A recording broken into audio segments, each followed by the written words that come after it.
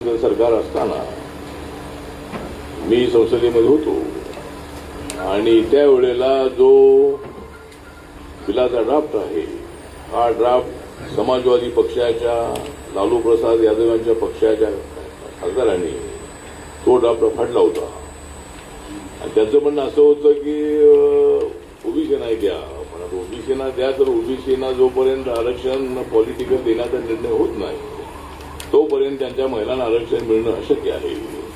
सध्या schedule caste आणि schedule ट्राईबच्या महिलांनाच आरक्षण महिला म्हणजे एससी एसटीलाच पॉलिटिकल आरक्षण देण्याचा निर्णय आहे लोकसभा आणि विधानसभेमध्ये. तर हे जे बिल आहे हे बिल 2023 मध्ये सर्व पक्षांच्या एकमताने विरोधकांच्या सहकार्याने हे बिल पास झालं होतं आणि नरेंद्र मोदी सरकारचा नवीन संसद भवनामध्ये स्पेशल अधिवेशन घेऊन हा निर्णय घेताना सगळ्या पक्षाने मला सहकार्य केलं होतं, काँग्रेस तसंही, आणि हे बिल एकमताने संमत झालं होतं. आता बिल आणण्याचं कारण हे होतं की जर आता बिल आणलं नाही तर 29ला इलेक्शन लागू होणार नाही आणि डिलिमिटेशन हे सोबत बिल यासाठी आणलं होतं की 40-50 वर्षानंतर जागा वाढल्या पाहिजे.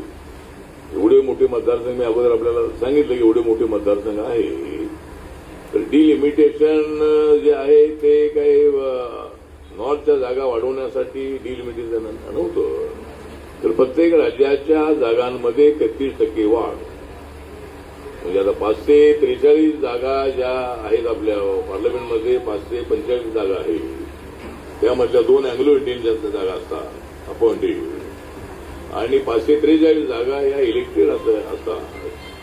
तर आता इलेक्टेड जर 543 असतील तर त्याच्यामध्ये 1/3 म्हणजे 181 जागा महिलांसाठी मिळू शकतात.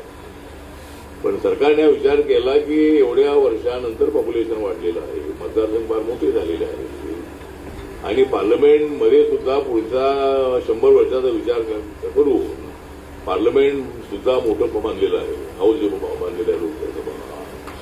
तर म्हणून आता या महिलांच्या आरक्षणाचा बिल पास झालेलंच होतं पण महिलांसाठी जागा वाढवायच्या किती तर महिलांसाठी 273 जागा वाढवण्याचं ते बिल होतं आणि त्या 273 जागा ज्या आहेत त्या 543 मध्ये प्लस झाल्या ही जागा होतात 816 जागा होता.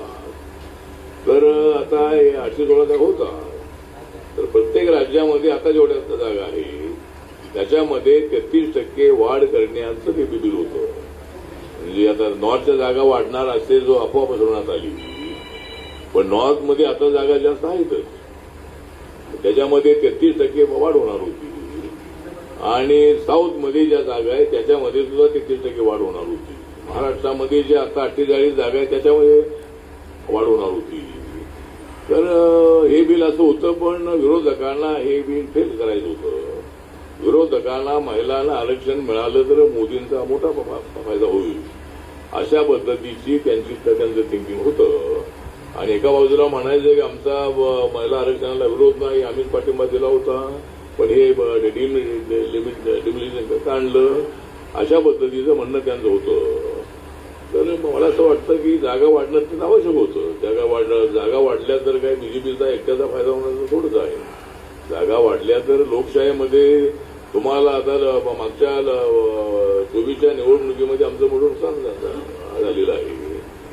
आमच्या जागा फार कमी आल्या तर आम्ही काय असं म्हटलं नाही बाई ईव्हीएम मशीन खराब होती या लोकांनी बोगस शूटिंग केलेलं आहे असं काही म्हटलं नाही. आम्ही हेच म्हटलं होतं की यांनी संविधानाचा निगेटिव्ह प्रचार केला आणि आरक्षण जाणार आहे आणि बाबासाहेबांचं संविधान बदलणार आहे अशा पद्धतीची अफवा पसरवून त्यांनी जागा वाढवून घेण्याचा प्रयत्न केला आणि म्हणून राहुल गांधी पहिल्यांदा 10 वर्षानंतर ते विरोधी पक्ष नेते झालेले आहे.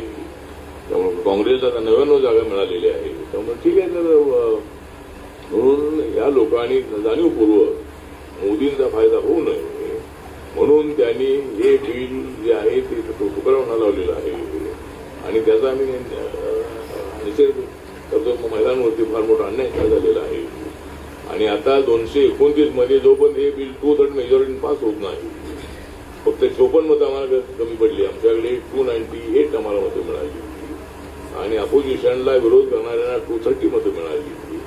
अजून 54 मतं जर मिळाली असती तर 2/3 मेजॉरिटीने बिल पास होऊ शकलं असतं. म्हणजे मोठे पक्ष होते का काँग्रेस पक्ष, नंतर समाजवादी पक्ष, भारतीय जनता पक्ष आणि डीएमके जो आहे स्टालिनचा, हे मोठे पक्ष होते. तर या मोठ्या पक्षांनी ठरवलं की हे बिल पास होऊ द्यायचं नाही आणि त्यामुळे बिल फेल झालेलं आहे. जोपर्यंत 2/3 मेजॉरिटी मिळत नाही त्यामुळे आम्हाला पुढच्या निवडणुकीमध्ये जाताना महिलांना सांगावं लागणार आहे की तुम्हाला जर आरक्षण पाहिजे असेल तुम्ही आम्हाला पाठिंबा द्या, आम्हाला 2/3 मेजॉरिटी द्या, हे आम्हाला महिलांना सांगावं लागेल आणि महिला नक्की आमच्या बाजूने उभ्या राहतील असा आम्हाला विश्वास आहे.